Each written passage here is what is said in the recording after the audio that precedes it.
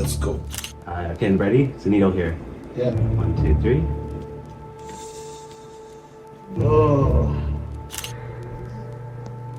That was $25,000? $25,000. If you want to take a peptide, you have to inject yourself every day because they have such a short half-life. So you inject yourself once, and for 2 years, it's going to keep it at a steady level. Beauty is, it's a technology. So meaning you can insert and plug and play any peptide or protein or enzyme into this. So right now we're doing it for anti-aging, but we're going to make one, for example, like retinitis pigmentosa, which is a condition where people go blind because they're missing a protein. So we can cure blindness in that condition. And I think the big thing is it's not actually changing your genetics. Because when people think of gene therapy, they're like, oh, you're changing my genome. It's just the bacteria has foreign DNA, but it's not, all it's doing is staying in that local fat area and secreting the peptide. It's not actually changing your genetics in any way. I mean, you can lose fat, you can put on more muscle, and you'll get out of pain, I think, too, so.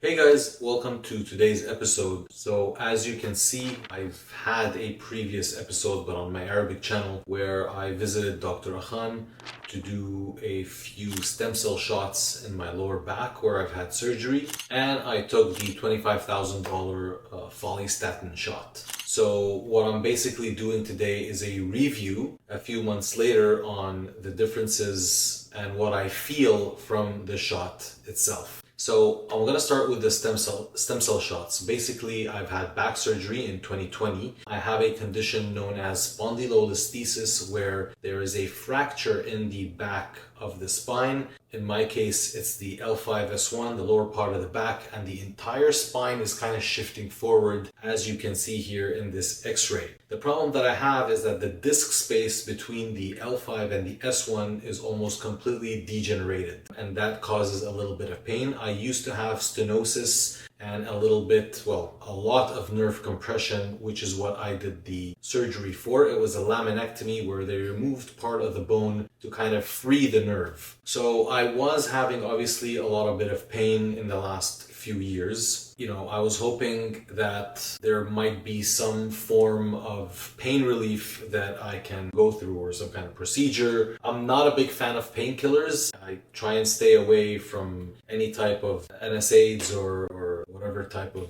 opioid painkillers. For me, that's a big no. I did find some relief in morning exercises. That did help a lot. But, you know, I spoke to Dr. Akhan and we had this idea, well, let's try stem cells and the follistatin shot. The thing is, and this is an important part of the review, is that he did not shoot the stem cell in the disc itself near the vertebrate itself. He shot in the surrounding areas. Regarding the stem cells, I did not feel pain relief in that area. When we revisited the conversation, we realized that perhaps it wasn't close enough to the area where there's disc degeneration. Now, I spoke to my surgeon, and in my case, the best case scenario that I can hope for is actually the bones fuse together. So at this point, there's kind of like a catch-22 where it's like, do we even want to lubricate or create more, let's say, joint fluid in that area? Or do I just want to, have it fully compressed so it can fuse naturally, and that way I can avoid fusion surgery? After the stem cell shots, I stopped my back exercises. My back was like, let's say, in a pain 4 or 5 out of 10 in the morning. I did that for a month. I resumed back to my morning exercises. The pain after a couple of weeks reduced to, let's say, 2, 3 out of 10, which is great. Obviously, there's still kind of pain. It's kind of a nuisance, but I've grown accustomed to it. But then I've stopped the exercises to see maybe these stem cells kind of,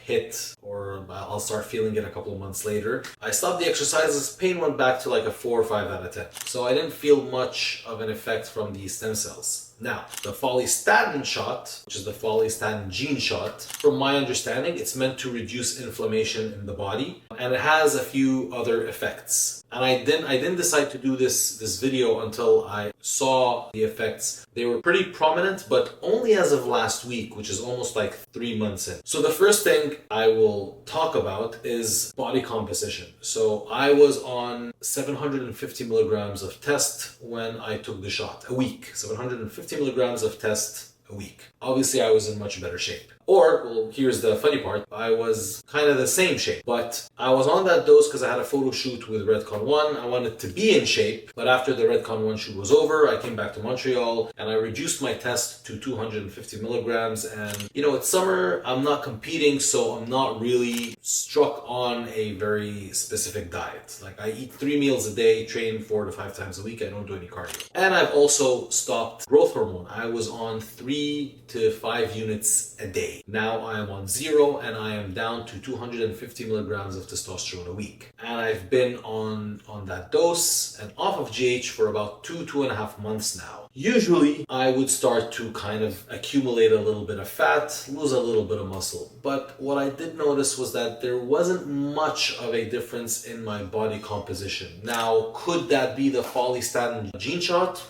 I don't know. I am just basically right now explaining or recording down my observations. So this is the first thing that I noticed. The second thing that I noticed is that I've had a knee injury. So let's forget about my back, but I've had a knee injury like in my tendon right here, and I had a shoulder thing going on. Now the shoulder thing going on started like 2 weeks ago. And it was one of those injuries where it's like, ah, shit, you know it's going to last a while. But it healed in 2 days. I've never had that before, and that was very strange. The knee injury also completely gone. The back is the same, but mind you, the back is a much more complicated mechanical problem, and it's not related to inflammation. I think the shoulder, the knee, those were inflammation related, and from what I understand, the follistatin gene shot reduces inflammation all over the body. So that was something that I've noticed very, very obviously, that a lot of the inflammation has decreased in my body. Obviously, pain in my back is related to inflammation, but it's hard to pinpoint. Some days are good days, some days are bad days. Also depends on how I sleep. My sleeping position makes a big difference.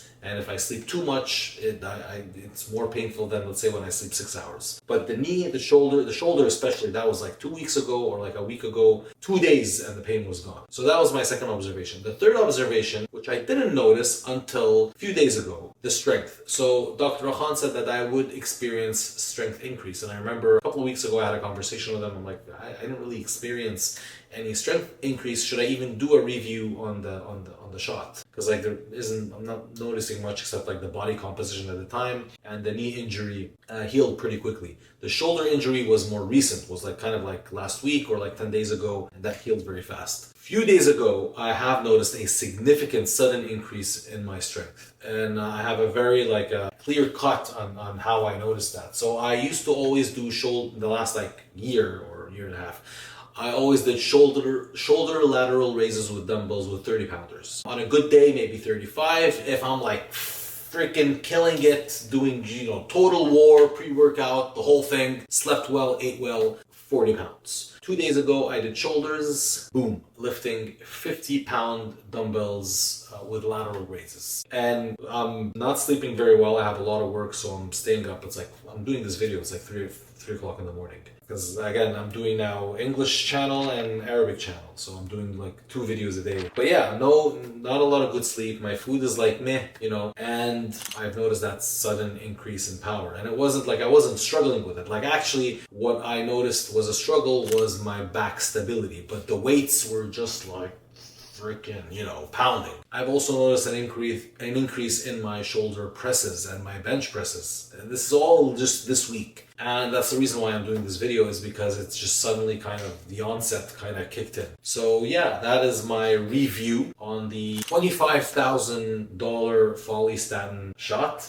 and the stem cell shot. Now, Dr. Akhan did invite me again for another session. I'm not sure if we're going to do the stem cell shot again or if we're doing the follistatin shot again, but I will definitely keep you updated. And that's today's episode. Hope you guys enjoyed. Please subscribe, and for customized programs, go to the link that I have left you in the bio, and I'll see you on another episode.